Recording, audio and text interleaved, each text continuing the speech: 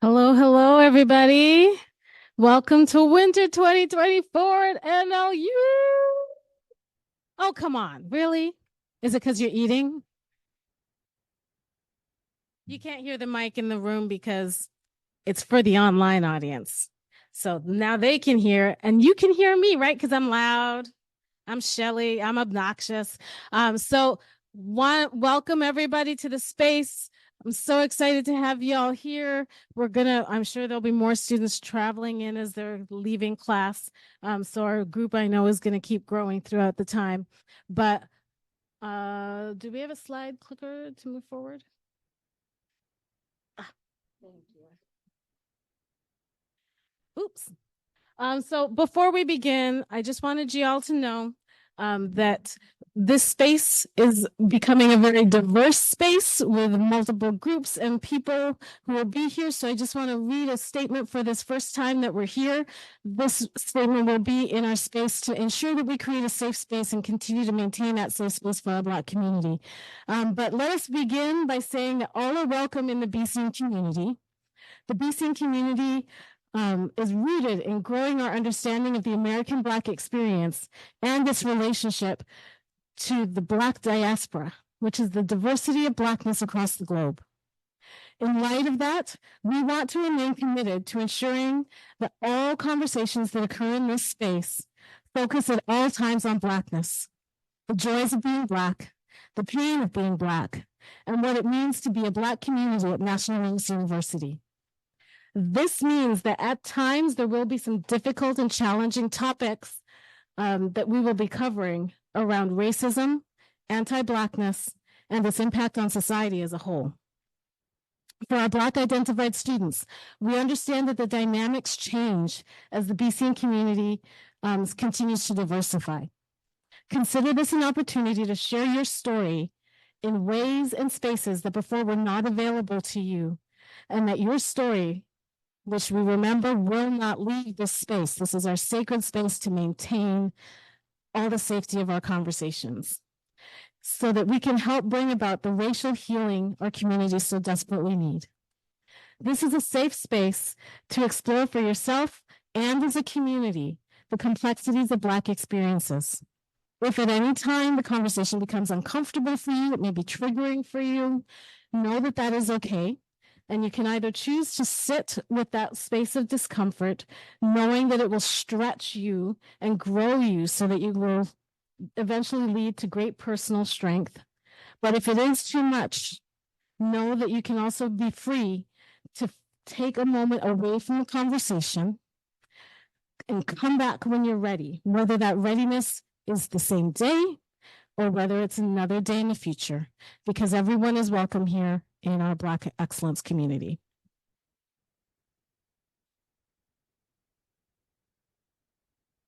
All right, announcements. I'm going to take this over for Travis. Hey, you guys. So welcome back to our BC community. Welcome back for the 2024 school year. So Shelly just gave us our opening statement, and I just wanted to highlight some things. So each week in our announcements, I'll kind of talk about what's coming up in the week within the university. So some things that you guys should be aware of. So on the 29th, we're having our MLK luncheon. So that is next Monday, I believe. It'll be an MLK luncheon that's happening in the atrium from 11:45 to 1. Then on the 31st, our counseling department is doing an intro to your wellness, and it'll be happening from 12 to 1 on January 31st. Latinx hour is happening on February 1st. The Centro de la Alexcencia. And then Golden Eagle Leaders is happening on February 1st as well from 5:15 to 6:30.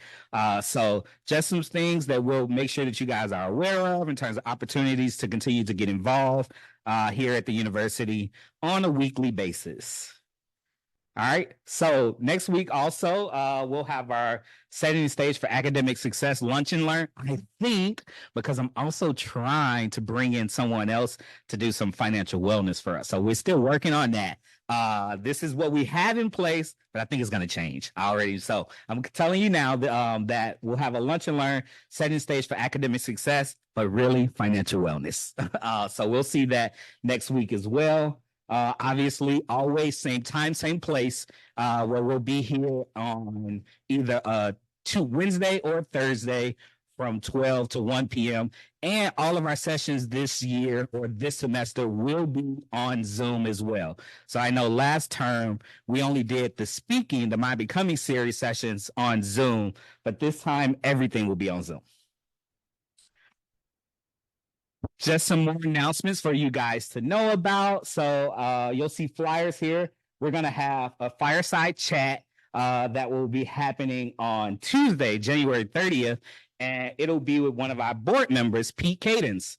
And so, as you can see, just a really quick thing that happens right there in terms of something about Pete is that he says, meet the man who built the largest cannabis company in the world.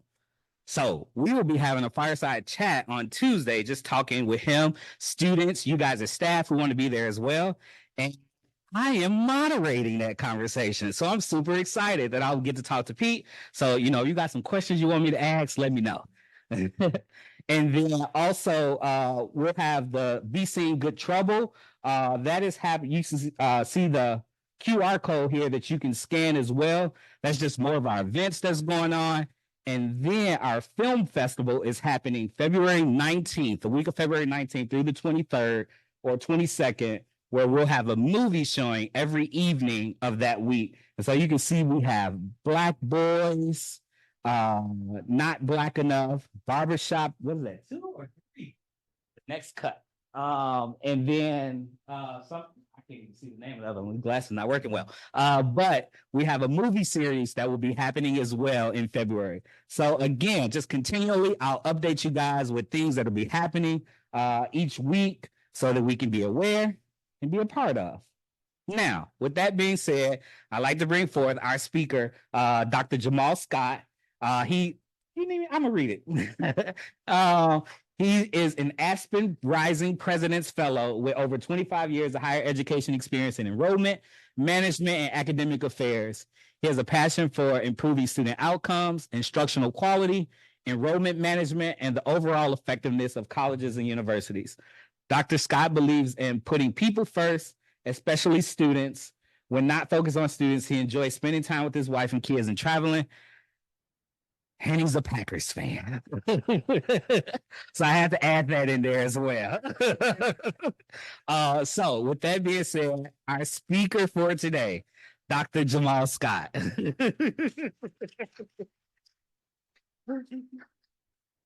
All right, thank you. Good afternoon, everybody. I know Shelly said this was for online, so I'll try and talk into the mic. But I'm very happy to be here. Thank you to Shelly and Travis for giving me the opportunity to do this.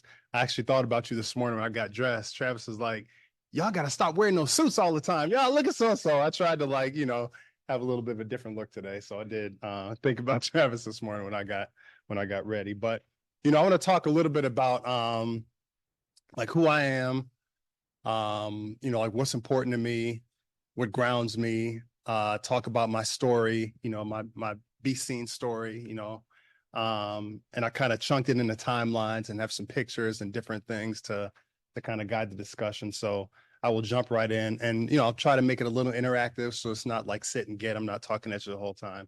And if you have any questions, feel free to stop me. And then I left some time at the end for questions.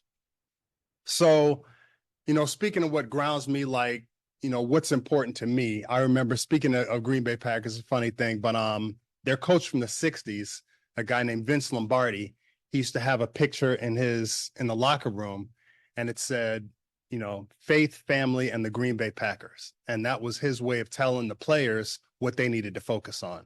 And then at the bottom, it said in that order, right? So I've always kind of remembered that and thought of it. And I think of my life the same way in terms of what's important to me in that respective order. My faith is, very important to me. It's how I was raised. It's what grounds me. And I put a couple pictures of institutions that, have played and continue to play a very important role in my life. The first on the left is currently where we go to church mostly. That's Calvary Church in Naperville. So we live out in the west suburbs. That's on Route 59. It's non-denominational, very diverse, great children's ministry. And we, partake in a lot of activities there. It's just really good, especially get my kids involved in church, get the family involved, something we do together. And then on the right is Living Word Christian Center in Forest Park, Illinois. So I grew up in Keisha laughing. I grew up in Oak Park, and I was baptized there. And then after going to college, moved back to Oak Park, spent a lot of time growing up in that church, before moving out to the west suburbs. But those are, and I learned a lot there. Pastor Bill Wentz, and I credit him for really teaching me who I am in faith, what the promises are, how I need to act in order to access what's mine. So, those are really, really important to me. Some of you may have seen these before. My family, on the left is my wife, Raquel. My son, Nicholas, he's 18. He got a scholarship, praise the Lord, speaking of faith, to play football at Upper Iowa University. It's about an hour north of Iowa City. So he is up there. And then my kids, Logan on the left, and he's 9, and Sarai, like Sarah, but with an I, she's 13, and that is her. The girl got straight A's this semester. I'm super proud of her. So I know somebody else was talking about that recently. Zainab, then her daughter, yeah. But I was shocked. I was like, how did you do that? She was like, Dad, I don't know, but like I was really, really proud of her. So my faith, my family, and we talked about the Packers, but I say it's really important to have time to do things that help you decompress, right? I mean, life is stressful. Things are really, really challenging to navigate in this world. So my friends and I, we've been playing for 26 years. Do you know what fantasy football is? Some of you? Okay. We got to get a league going here.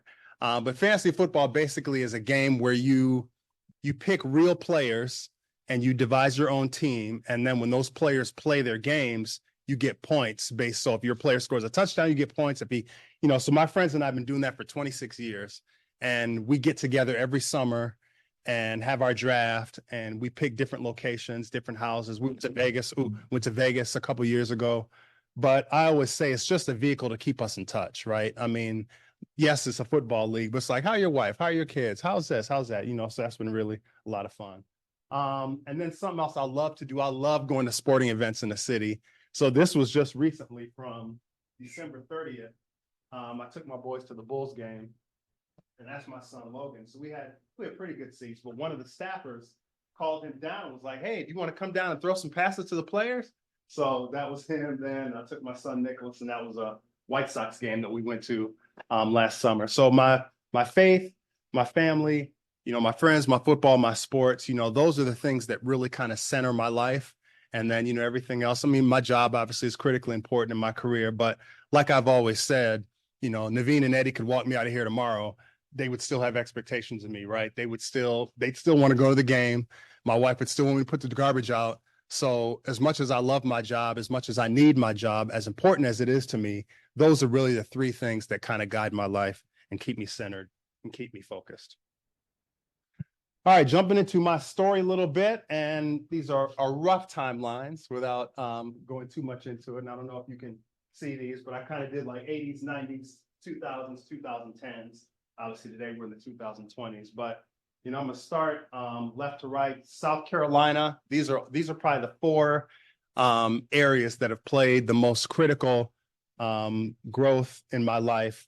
South Carolina, Oak Park. Talk a little bit about that. Wisconsin, and then the west suburbs of Chicago, where I've been living lately. So I'm gonna talk about all of these a little bit, and just tell you how they've helped to shape me and kind of help shape my story. All right, so, and that is me. I'm gonna tell you that, and tell you this story in a second. But my maternal family. So my mother and father split up when I was young. I've never really had a relationship with my father. So that's why the family stuff is so important to me, right? I mean, I promised myself that, one day, if and when I had children, I was going to be a better father than my father was to me, and I know life happens, people have, things happen, but, that was just critically important to me. My mother's, and so his side of the family is from Baton Rouge, Louisiana. And I still, and he and I have had an off and on relationship over the years. I still talk to some of his family. And then my mother's side of the family is from South Carolina. So Charleston, South Carolina, Beaufort, South Carolina, and some other places, Savannah, Georgia, where we spent a lot of time. My mother, I was an only child. I was her only child. And I have, siblings on my father's side, but I'm a mother's only child. She worked a lot, so I didn't have, I really didn't have anywhere like to go. I didn't have people to watch me. So in the summer, she'd send me to South Carolina to spend the summers with my grandmother, to kind of give her a break and allow me to grow. So South Carolina growing up played a pivotal role in my life, in terms of just shaping who I am as a Black man. Now, I don't know if a lot of you know much about South Carolina and like just the southern states in general, but race relations, racial tension, particularly back in like the 70s and 80s, right? And even somewhat today, is a lot different than it is in the northern states. A lot of that goes back just to history in terms of like slavery and how things were grown, and the northern states being more progressive than a lot of the southern states. But South Carolina was a place where I learned a lot about some of my racial identity as a Black man, and got an understanding of how in a lot of circles I was viewed, by a lot of white people, white Americans. We were just talking earlier about stereotypes and a lot of these things that really helped me to understand who I am in my skin as a Black man and what was important. My grandmother started back in the 70s. So she was the first Black woman elected to the school board in the state of South Carolina in 1969. And she started a chain. She passed away a few years ago, God rest her soul, but she saw this need. She dropped out of school. She finished high school, dropped out of college. She was going to the Mather School in South Carolina. She dropped out and got some funding and started a chain of daycare centers. So she saw a need for Black children to have spaces to go because Black kids weren't allowed to go to some of the care centers that were, predominantly white. So she saw this need to start these daycare centers for Black children. She got funding, got all that started in the 70s. The name of the organization was UCCD, United Communities for Child Development. And she started that in, I want to say 1971, 72. Well, in 1979, that's John Rockefeller III. So they started in the United States. I think it was might have been under President Carter, under his administration, 1976. But he started something called the Rockefeller Public Service Awards. And these were 7 awards given to people they chose from around the United States for people who exemplified excellent public service. So in 1979, my grandmother was one of 7 recipients of the Rockefeller Public Service Award in the country. And the award was in the summer. So she had to take, and that's my first cousin, Amanda, who lives down in South Carolina. She lives in Charleston with her family. But she was also only child, and my aunt, my mother's sister, but we were their only children. So the summers, they sent us to spend with our grandmother. So in 1979, she went to Washington, D.C. and received that award. And that's a picture of us at a building in D.C. So that was pretty cool. So that, in terms of just seeing what was done for Black children, for Black families, and the growth of Black Americans, that South Carolina and working with my grandmother, being in those offices, seeing those children, seeing those families, seeing those parents, like that was a pivotal role in shaping my life. Her offices eventually moved to Penn Center. So Penn Center is on St. Helena Island, right outside of Beaufort, Illinois. And Penn Center is, the reason it's historic, it was the first school for enslaved Africans in the South United States, right? And my grandmother actually started back in the 60s. It was a place where a lot of Black civil rights leaders would come and would spend time. So she told me about the time when Martin Luther King Jr. came to speak at Penn Center, and she was working the front desk as a receptionist and was asking him questions about how he remained so nonviolent, how he was able to do a lot of things that he did. And, I've seen pictures, and his young protege at the time, he looked really young in the face, was Jesse Jackson, right? So then fast forward to the 80s, when Jesse Jackson would have the Rainbow the Push conventions and stuff. I remember this right hand, but I was a little kid, and I remember her standing there talking to Jesse Jackson, and I was maybe 8 or 9 years old. But I remember looking up at his face like, wow, this is amazing. I can't believe it. But, South Carolina was just really, really pivotal in shaping my Blackness, my understanding, and just seeing the different nuances and, just the white-black dynamic, growing up in the Southern United States. And I think for that reason, that's why to this day, I've never really wanted to live down there, because a lot of what I experienced, in the summers and the times growing up. The second pivotal part of my life, and some of you people, was Oak Park. So Oak Park, first suburb west of Chicago. So again, I would leave Oak Park, and I hated it, and I stopped. True story. But my last summer in South Carolina was 7th grade. And this was back when it cost money to call long distance. Well, my grandmother went to work. I ran up her bill, and she told my mother, he can't come stay down here with me anymore. Yeah, you need to leave him there so he can be with his friends, So that was 7th grade. That was the last time. But Oak Park was tremendously pivotal for me growing up, and I'll talk a little bit about why. Who knows the movie School Days? What is it about? What's School Days about? College? What else? Sororities, fraternities? What else is it about? Love. A lot of protesting and I found it, and if you remember, there are parts of the movie that talk about the racial divide in our community, our Black community, right? So, you had and if you remember or may have heard this, but back in the 40s, 50s, they used to have, you heard of the paper bag test? Okay. So the paper bag test was where they'd hold up a paper bag as a Black person to see if you were admitted into all white audiences. If you were the same color or lighter than the paper bag, you could come in.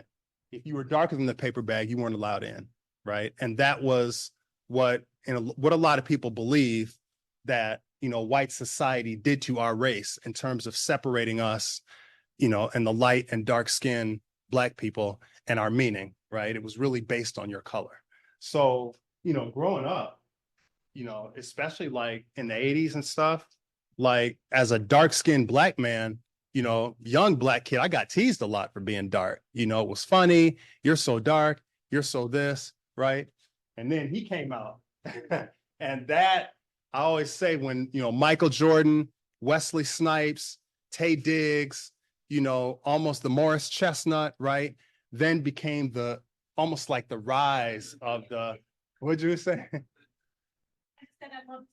Oh yeah, most yeah, so that was my wife. But that was like the rise of the dark-skinned Black man, kind of like the late 80s, early 90s, and then that narrative began shifting around color and race in our country. But I thought Spike Lee hit it well, but that, growing up, that was a big thing. And I don't know if some of you have heard of that or remember it or whatnot, but it was a big thing growing up being dark. And I had to really find, my own confidence and growth and ability and who I was, and being proud of it, right? Not being ashamed of it, So those were two very pivotal, people and times in my life, and then Michael Jordan, just growing up, on top of just his skin and what I think, that did for Black society in general, being a young Black boy in Chicago, I think the excellence that he, provided and showed us, right? Like, if I'm sick, I'm playing. If I'm well, I'm playing. And I remember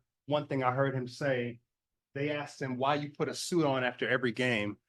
And he said, it's because it might be the only time in somebody's life they see me, and I want them to have a good impression of me, right? And I've always remembered that, So, I think he just set a standard, that's why even now people still wear Jordans, right? It's the brand that he said, the brand of excellence that he set. And that's what that shoe represents. It represents excellence. It represents prestige.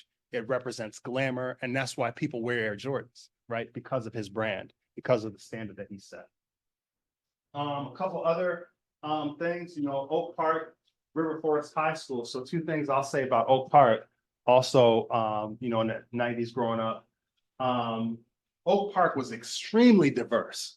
I'm talking like back in the 90s, right? So some of the topics that, really took America time to catch on. Oak Park was very liberal.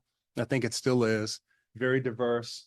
So, it was nothing to have, girls holding hands, boys holding hands, interracial relationships. I mean, that was just the norm for us, right? And nobody was making fun of anybody. Nobody thought anything differently of it. And I think that just really shaped my mindset about accepting, understanding, and accepting people's differences growing up, right? Because, regardless of whether or not you like or agree with something, you can respect who someone is, right? And I think that is critically important, and that shaped a lot of that for me growing up. Yes. Oh, okay, sorry. Okay, take it with me. Okay.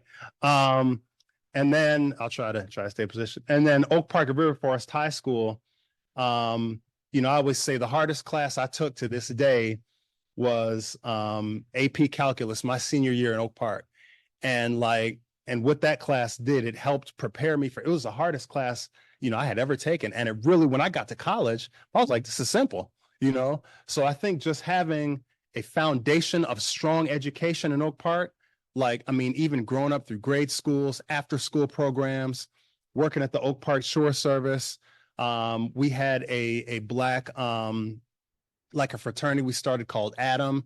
It was like the African American development for males. And it was something that, the Black fathers in Oak Park did to get all the young Black boys together and give us something to do other than just play ball or go hang out on Central and Madison, where we weren't supposed to be anyway, but, we're over there hanging out. But, it really, there was just so much positive Black energy in Oak Park, not only, academically and intellectually, but just in terms of the support and the love that we got from families in that community, and really of all races. It really was an outstanding place to grow up. I wish I could live back, but I'm out in the western suburbs now. All right. And then how much time do I have? Am I doing the time? 15 minutes? Okay, good. I'll be done soon.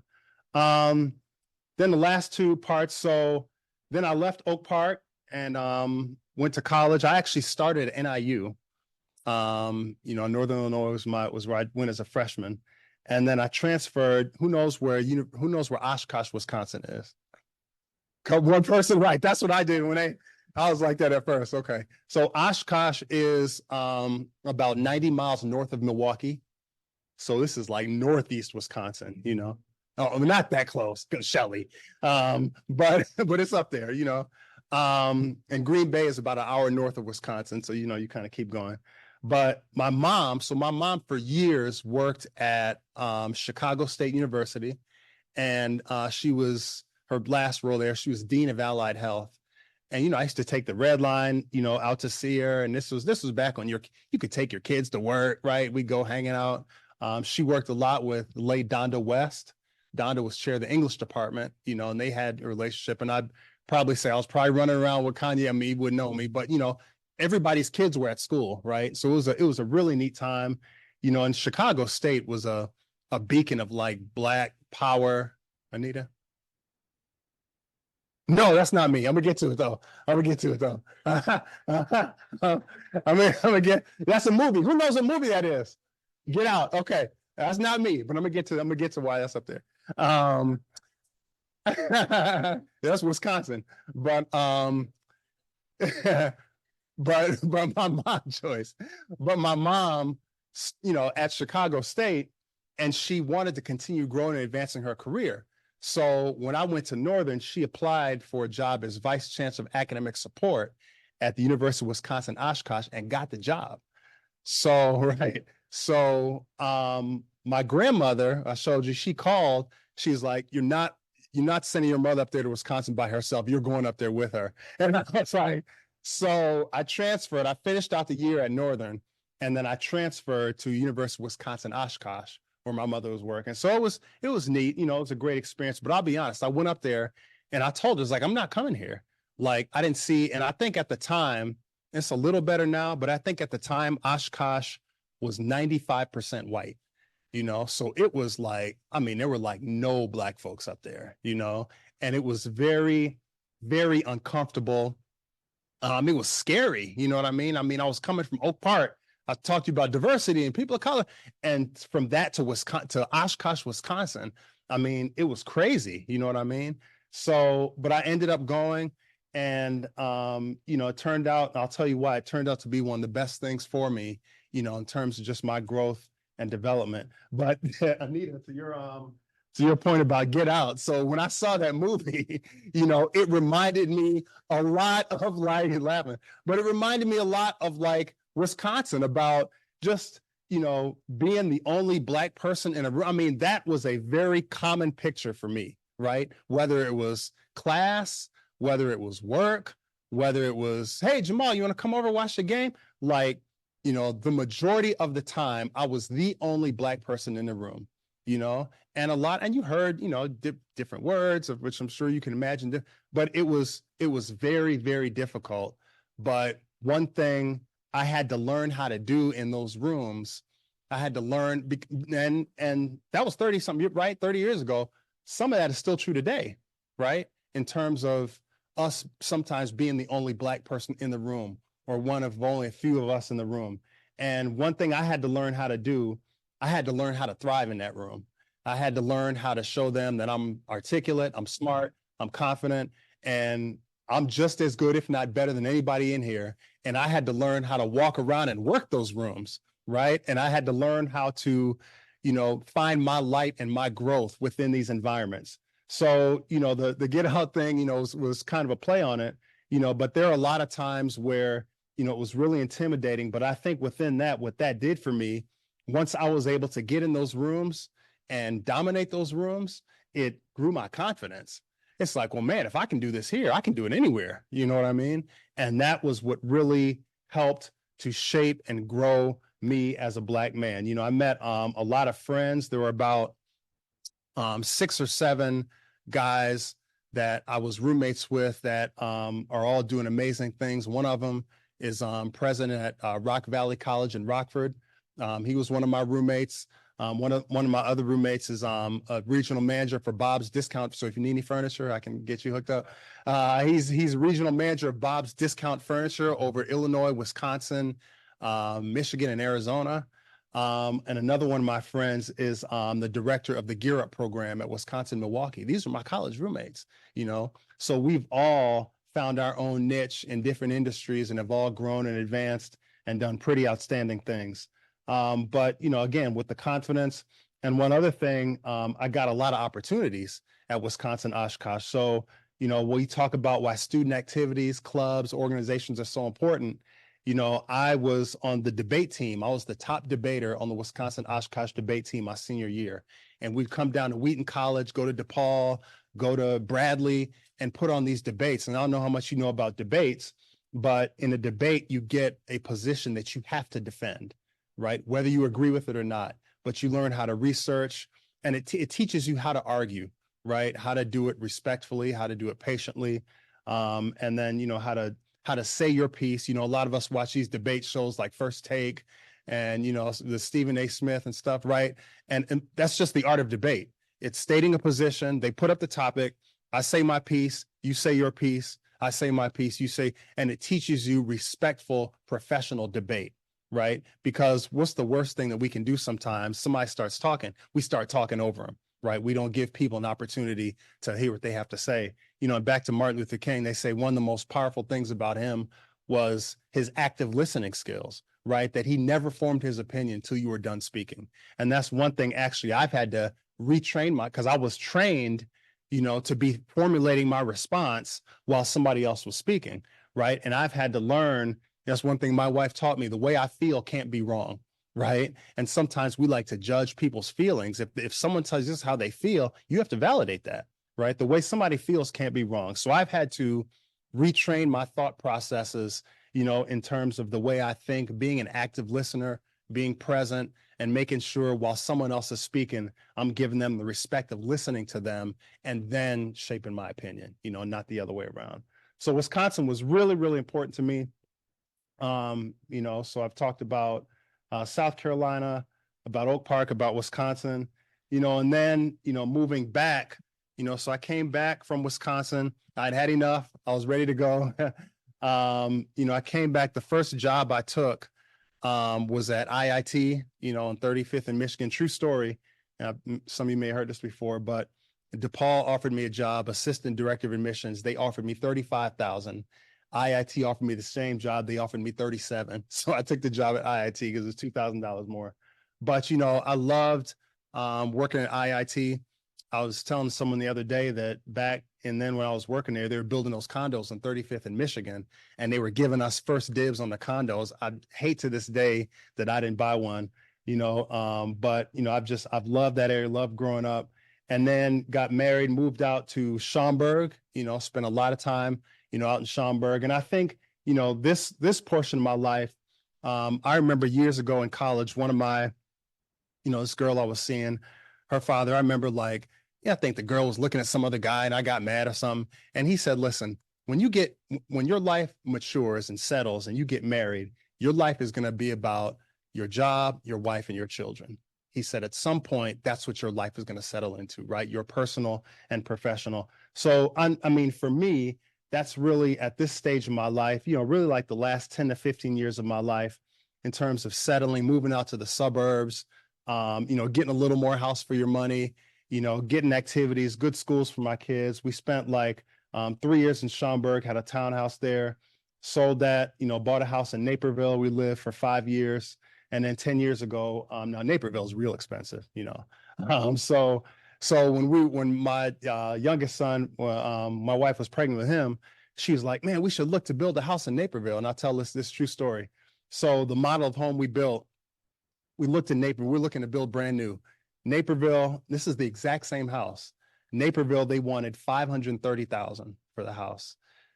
Oswego is 10 miles over. They wanted $280,000.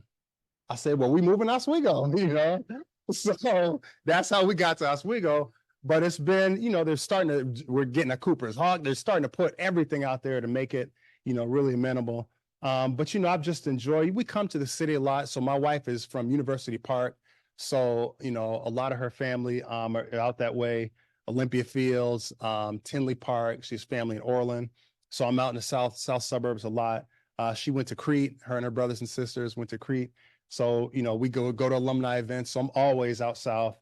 I still have family in Oak Park and on the west side of the city, so we spend a lot of time in the city for events, for family things. Obviously working down here. And I'll be honest, that was one of the appeals to coming down here, just, being in a room like this. I mean, the school I just came from at Waubonsie Community College, I don't think I was ever in a room with this many Black people. And I was telling Juan and Keith yesterday, that the Black male lunch event, I think it was the first time I've ever eaten fried chicken at work, you know what I mean? And just really got to be myself.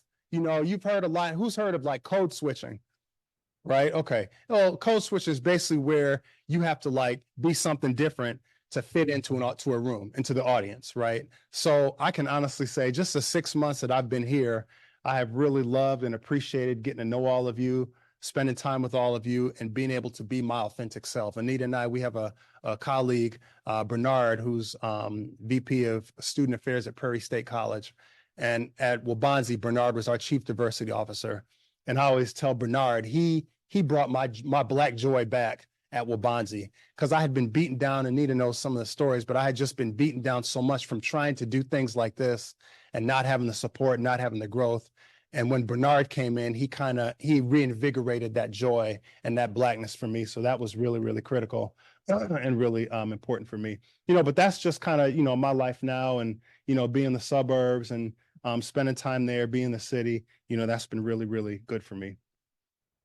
And the last thing I'll talk about, just some of my commitments, some of the things that have shaped me, that have helped me, I think, to be successful, maybe some things you can take along with you. Trust, critically important. You have to, and that's one thing I've tried to even do here in my time, create circles of trust, right? Create spaces where you can come in and talk to me, and what we talk about stays there. That is critically, critically important. And even in our community, snitches, what happens to snitches? They get snitches get, I know it's a joke, but, but that's a code of trust, right? That's basically a code of trust, you know? So trust is really, really important to me. Quick story, growing up in Oak Park. This kid I grew up, a young black man, you know, and his father was had to be a millionaire. They had a lot of money. And I remember going over to their house like, wow. But I would sleep. The guest room was downstairs, and say the guest room was right there. And over there was like the kitchen table. And I remember I would see, I mean, there had to be $100,000 in cash he would leave out on the table. And I remember like, man, that's a lot of money, you know what I mean? But the way I'm not going to, you know, that's not how I grew up. I'm not taking anybody's stuff, right? So I remember when I got older, I asked him, and I said, Barry, you know, I said, why did you leave all that money on the table? He said, because I want to know if I could trust you. You know what I mean? So that to me, you know, and I said, well, what, you know, and he said, the lesson, you always trust somebody till they give you a reason not to, right? When somebody shows you who they are, you believe them, you know? So I've always, you know, tried to trust people and create spaces of trust until proven otherwise. You know, honesty, I just believe in, you know, I remember my mother, grandmother told me, when you tell one lie, you got to tell another lie. Lies pile on top of each other, right? Just tell the truth. I mean, a lot of times you'll find that even if the truth is something you've done bad, you know, the result is not really as bad as you think it is. And it's something you really didn't have to lie about in the first place, right? So I've just always believed, old saying, that honesty is the best policy. I try to be honest. I try to tell the truth. Respect, I believe in giving people respect. That's one thing I can't tolerate in my home or at work, is somebody being disrespectful, because there's no need for it, right? And you know, if you think about a lot of these shootings and killing stuff, you see a lot of that's just over respect. You know, you looked at me the wrong way, you stepped on my shoe, you were talking to my, you know, people feel disrespected. And I'm not condoning the violence, you know, but I've just learned that it's really, really important to treat people with kindness and respect. Everywhere I go, I do that, and I just ask for that in return. Love, you know, I try to walk in love. I try to treat people with love. I try to be consistent, right? I always say, if you see me at the Bulls game Friday, I'll be the same person you're talking to right now. You know, I really, really believe in just being consistent and, you know, being a person that's full of love. You know, I can't be any other way. My wife is saying the other night, she's like, you never harbor resentment, you know, so even if someone has hurt me in the past or whatever, like, I try to get over it. You know, forgiveness, love is critically important. You know, happiness, the slide I showed you before, the things that make me happy. You know, and I was asking back to our colleague Bernard, I've been asking him a lot lately, what makes you happy? You know, and you have to figure out, nobody can tell you what makes you happy, right? That's something you have to figure out for yourself, and then put things in place so that you can have happiness in your life. Joy, I believe, is a choice, right? So no matter what you go through, we choose. It's the old, you know, the glass is half empty or half full mentality, right? We choose to have an attitude of joy, and I try and bring that energy every day. You know, and then the last thing I've been telling all my kids, my son, you know, like the relative success I've had, you know, I've worked really hard. You know what I mean? I always say people see the end result, but they don't see the challenges, they don't see the mistakes, they don't see the struggle, they don't see the process. But I can honestly say that, you know, there's no shortcut, right? I mean, there's no get rich quick, you know, get rich or die trying. Like, there's none of that, you know, there's none of that, right? I mean, you have to work hard to get what it is that you want. So just don't cut corners, you know, do things the right way, work hard, you know, adhere to these commitments, and I think you'll find a lot of success in life. All right, thank you.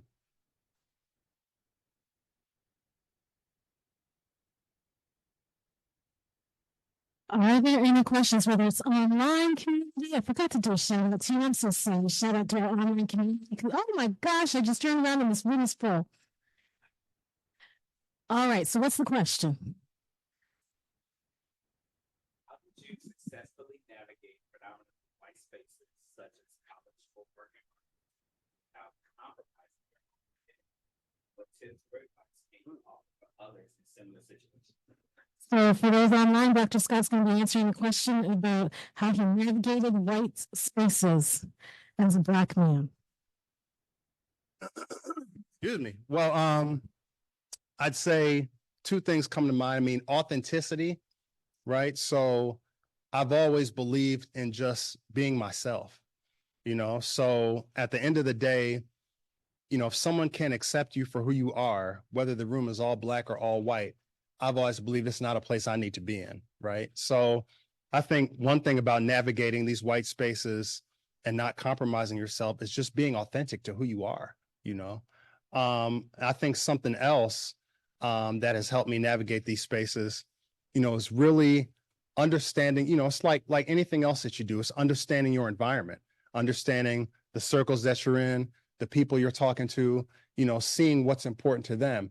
I believe you can assimilate yourself into an environment without changing who you are, right? So that, I think, for me in those Wisconsin spaces was important. I was able to look at the environment, look at the people, and I was able to kind of pick myself up and put myself there and then bring my authentic self to that space, So, it can't always be, well, I'm just going to go in and do me. Like, yeah, that's true. And that sounds good. And I think that's important. But I think you also have to look at that environment and then learn how to assimilate yourself. And the same is true coming to NLU, right? The place I work now is different from the place I just worked for. I'm still me, but there are different things that I do here that I didn't do at my last institution. So. Okay. What things do you look for when choosing a career path as an African American who wants to eventually own their own business? Ooh. I would say, well, back to joy. So for me, this is the only field I've ever worked in, and it's because I really enjoy it, right? I really, it's kind of cliche, but making a difference in people's lives, I really believe that. So I would say, as an African American, as any person, you really have to find what your passion, what your joy is, For my son right now, that's playing football. Now I tell him, you might not go pro, right? The chance of him going pro are very small, but I tell him you could coach, you could, be like a team manager, you can find different paths to continue this if this is something that truly brings you joy, right? My daughter's into the arts. She plays a clarinet, she draws, she sings, she dances, right? She's into different things. So we're trying to take her like to the Joffrey Ballet and take her to some black, and show her, different paths for her life. My youngest son, he's into like communicate. He's got a little YouTube channel. He's got like 50 followers. And every night he's at home, he thinks it's some big thing, but but he's at home making his little video. But I see the joy that brings him. Now, he's my youngest son at 9 years old playing ball. He would try to cut your heart out. My 9-year-old now is playing. He's out there dancing and doing stuff. He's not thinking about trying to score a basket. And part of me, like, I was getting upset at first, but then I thought, but that's not who he is, right?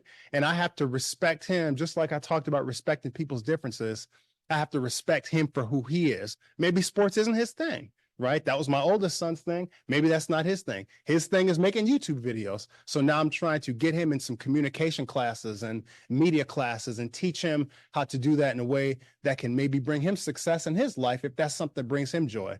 So I would say in terms of career choice, just finding something that brings you joy, because, it's an old saying, but when you do something you love, you won't work a day in your life, and I heard Charles Barkley say that. He said, I've been lucky.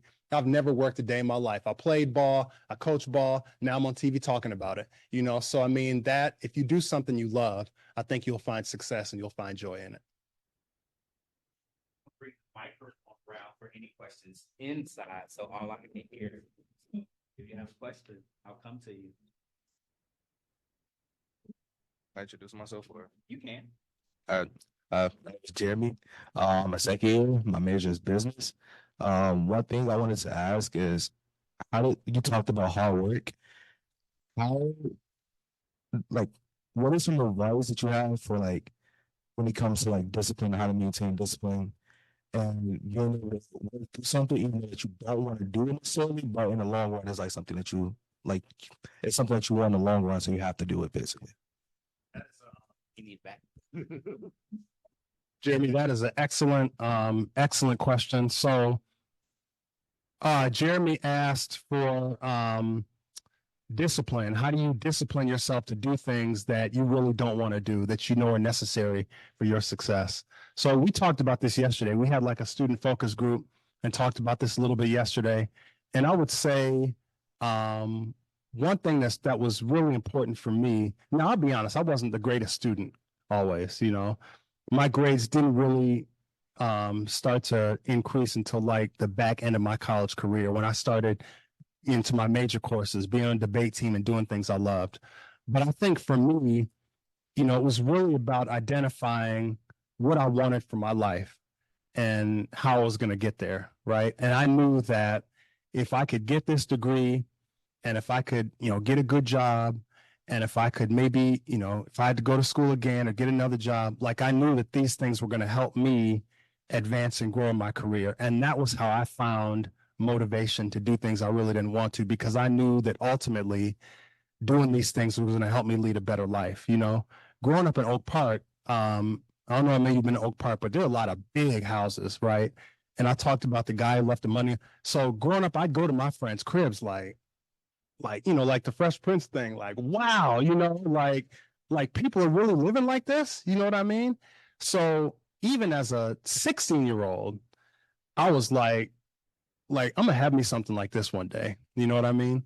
So I think being in college and doing the homework and disciplining myself and going to school and going for these jobs and you know, those were all things that I knew were gonna get me, you know, to what I wanted in my life, you know, and that was how I motivated myself, you know. So I know it's hard.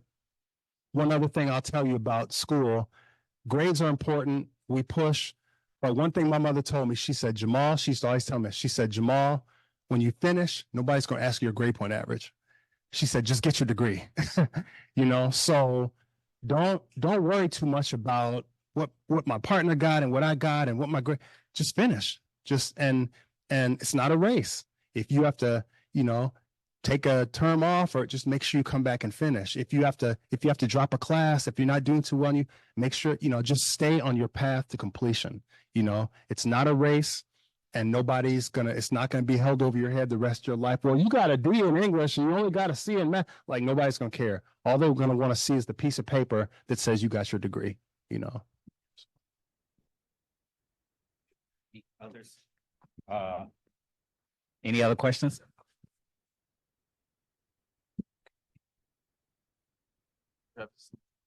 Okay. Yes. Hi, Dr. Scott. Thank you for your speech earlier. My name is Malik, and I work in learning support here at the university. And I'm curious as to, being a African American man working in higher education administration, how do you navigate being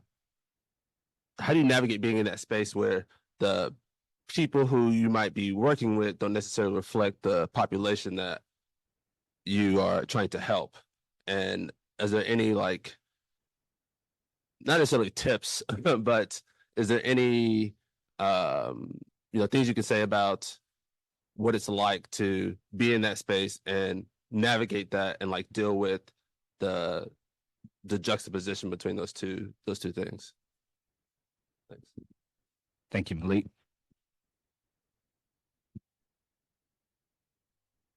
Malik asked about navigating spaces in higher ed where the people you work with may not reflect the students or the audience or the customer base you're trying to help. That's a good question. I would say, you know, I've had a lot of that growing up. I think for me, you know, always trying to, you know, back to assimilating myself in the environment, but being patient with the environment, you know. I think a lot of times I've found that, you know, there are people in these environments who want things to change, but don't really know how to go about doing it, you know.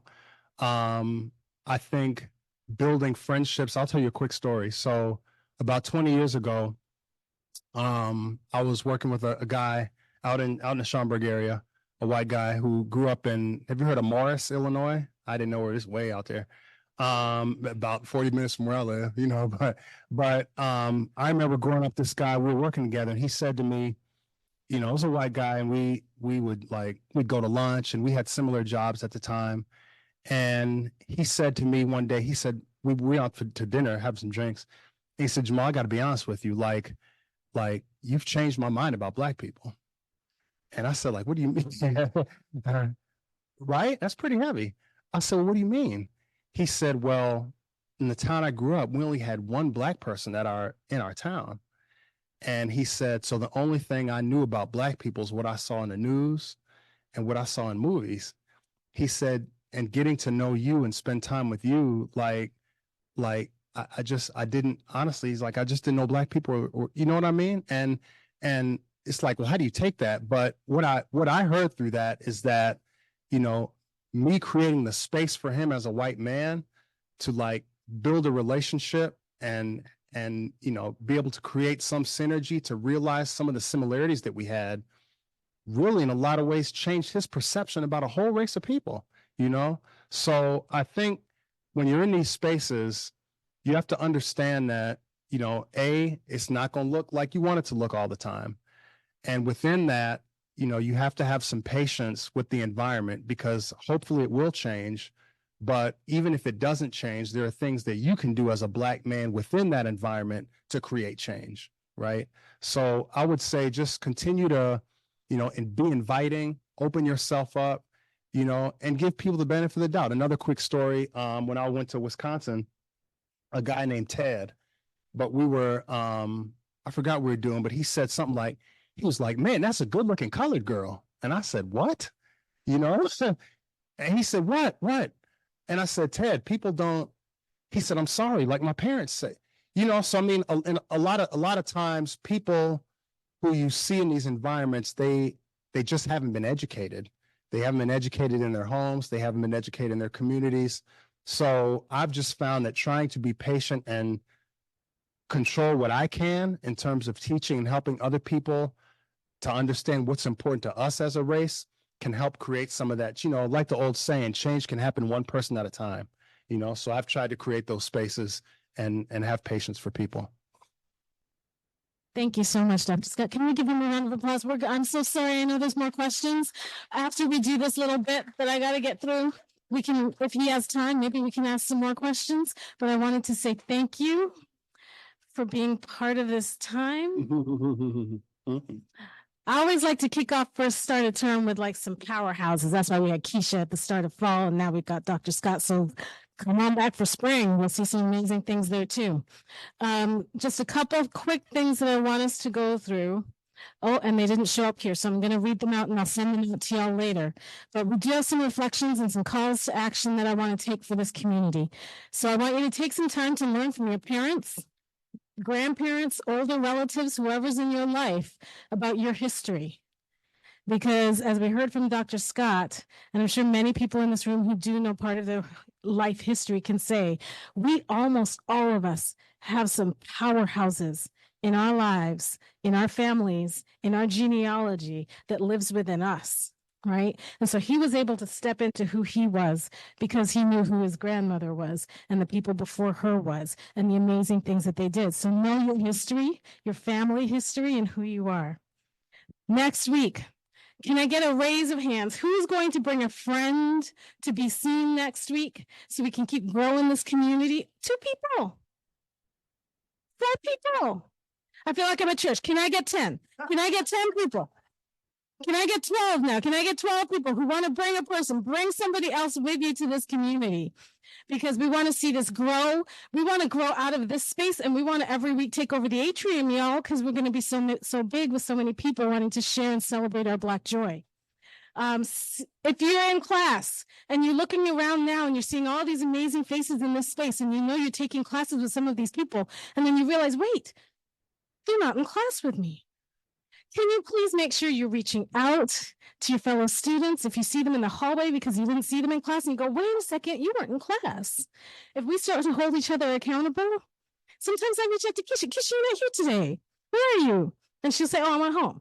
But it's okay. At least I checked in, right? We need to check in with each other. We need to make sure we're going to class, that we're doing our best, that we're being our excellent selves, because that's who we are, right? And then last thing, this one should be on the slide. Please take out your phones. I need everybody to take out your phones. Take out your phones. Take out your phones. I need to see, because we've probably got about 40 people around here. I need to see 40 results from this survey, y'all, because I want to know what you think. It's short. It'll take you less than 5 minutes. So I want to know what you thought of today. Did you learn some things? What can we do to improve to make this better? Because every single time I literally read these things so that I can know for the next week even how we can make things better for you guys. So please make sure that you're giving me feedback, because I can't make change without your voices. All right. So if we have time, I know that there was one more question. 2 more questions. I was wondering, how do you deal with procrastination when you're building a business? Because I'm trying to start my business this year, but I don't really procrastinate. It's more so like when I think about all the hard work and dedication that I had to put into it and putting money into my business, and then thinking about people might not like me. Like, I'm an upcoming makeup artist. Like, yeah. It's like, I know my business plan, I know how I want to start it and how to establish it, but it's about the people and how can I reach my audience. 'Cause my audience is the students. It's like, it's the people here, and they might not like me. They might not, because I'm introverted. I'm not really an outgoing person, but I do try to be. So how can you deal with that?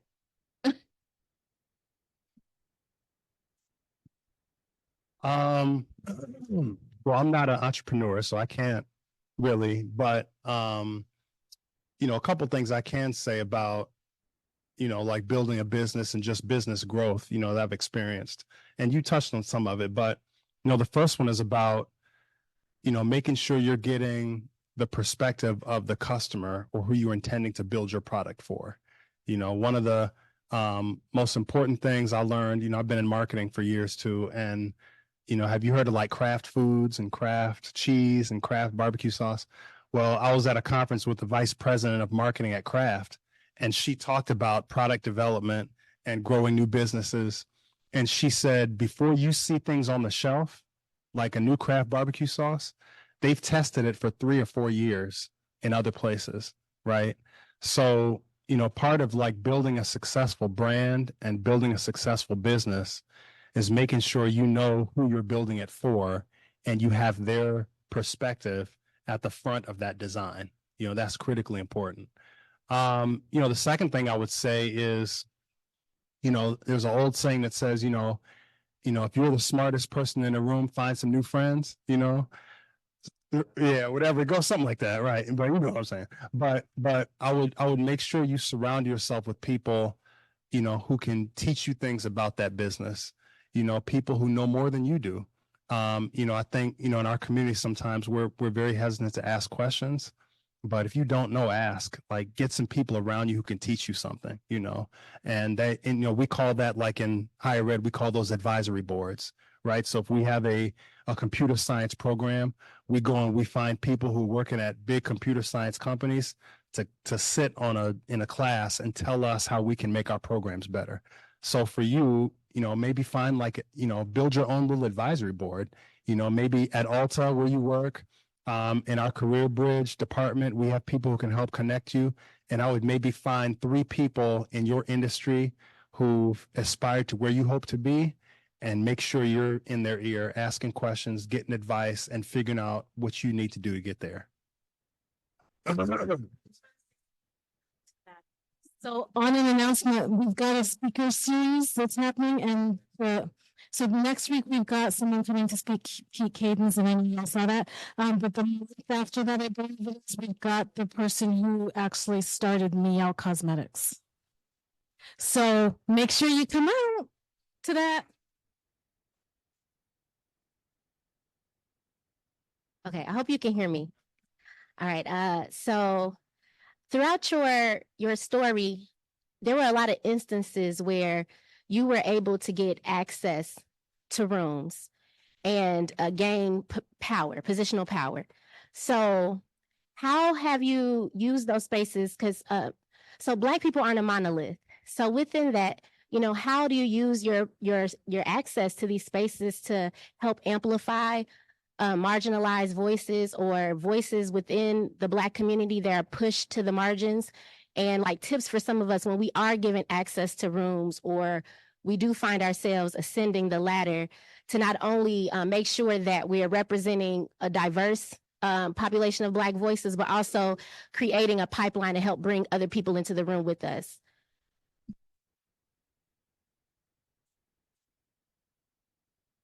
Yeah, so Joyce asked about how using access to spaces, how I've been able to use that to help others. And then what was the second part? When we get the access, how do we then create those opportunities for others? So a couple things. I mean, one, and back to, I think, just positive modeling. So, you know, growing up in Oak Park, my mom volunteered at the Boys and Girls Club on the West Side. So I would go with her.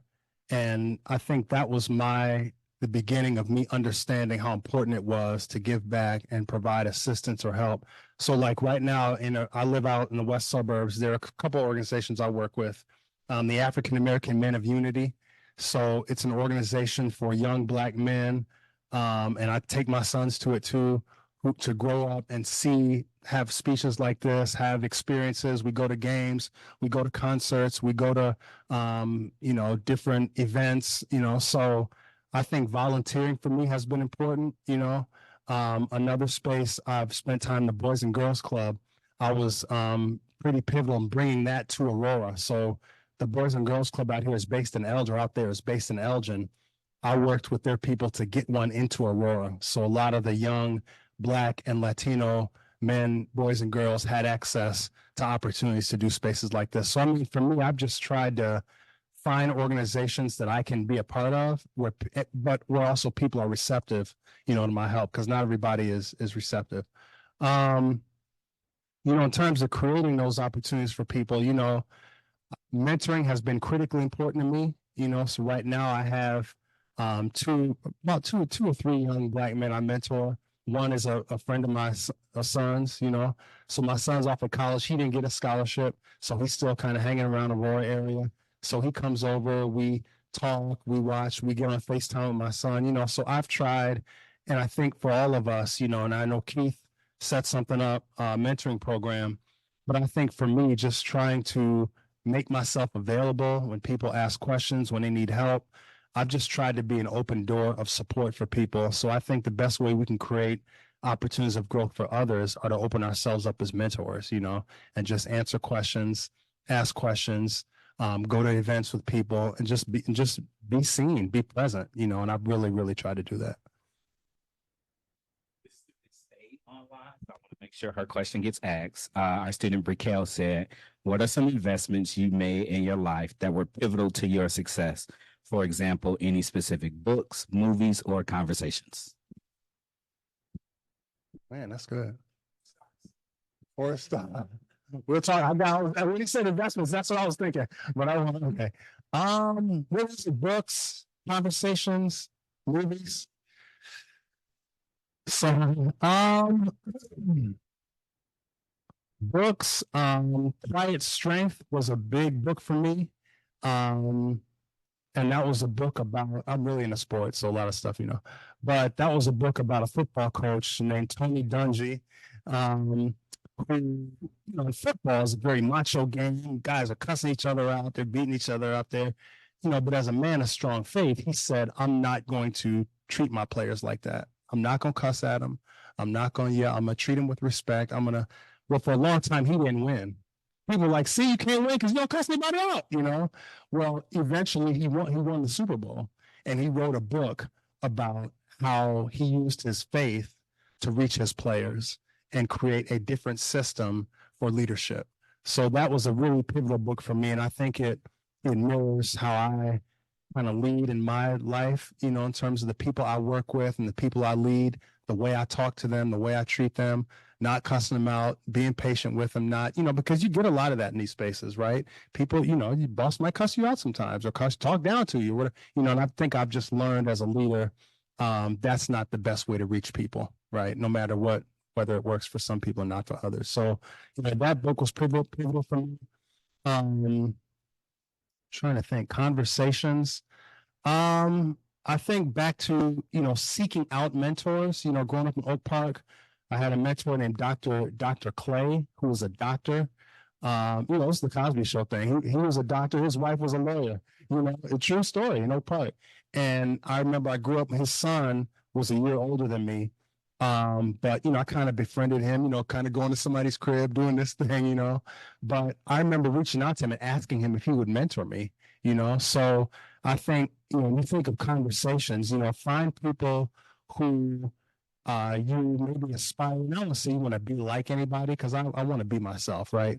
But when you see people who've maybe aspired to levels that you hope to get to one day, ask them to mentor you. You know, reach out, seek help out. We were talking about that yesterday in the mentoring group about finding, you know, people around you who can help you to grow. You know, so I would say conversationally, I've always had mentors. I've always known that I can grow and develop regardless of who's around me. I'm big on continuous improvement, but I'd say finding mentors has been critical for me.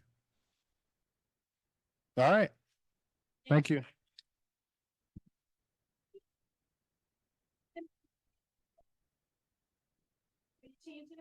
Oh, yeah, I am trying.